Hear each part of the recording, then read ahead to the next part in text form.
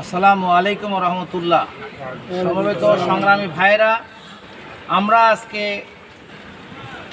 মাগরিবের পর থেকে এ পর্যন্ত এলাকার মানুষের মাঝে গণসংযোগ করলাম। আমরা যেটা বলতে চাই, জামাত ইসলামের পক্ষ থেকে যেটা বলতে চাই, আমরা এই মাতৃভূমিকে, আমাদের এই দেশকে, আমাদের এই এলাকাকে আমরা একটা সুন্দর মানবিক দেশ হিসেবে গঠন করতে চাই। বাংলাদেশ জামাত ইসলামী কোরআনের আলোকে ইনসাফের ভিত্তিতে এই দেশটাকে গড়তে চায়।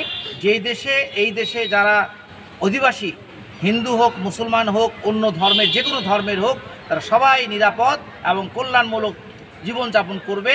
এখানে কোনো বৈষম্য থাকবে না, এখানে কোনো চাঁদাবাজি থাকবে না, সন্ত্রাস থাকবে না, এবং সবাই একটা নিরাপদ সুন্দর জীবনযাপন করবে। এটাই আমাদের প্রত্যাশা। এ ব্যাপারে আমরা সকল নাগরিকের এই সমর্থন এবং দোয়া প্রত্যাশা করি, যাতে করে বাংলাদেশ জামাত ইসলামী একটা সুন্দর এবং একটি কল্যাণমূলক রাষ্ট্র গঠন করতে পারে। এটাই আমাদের সবার কাছে প্রত্যাশা। আসসালামু আলাইকুম। আমাদের সমাজের সভাপতির বক্তব্যের মাধ্যমে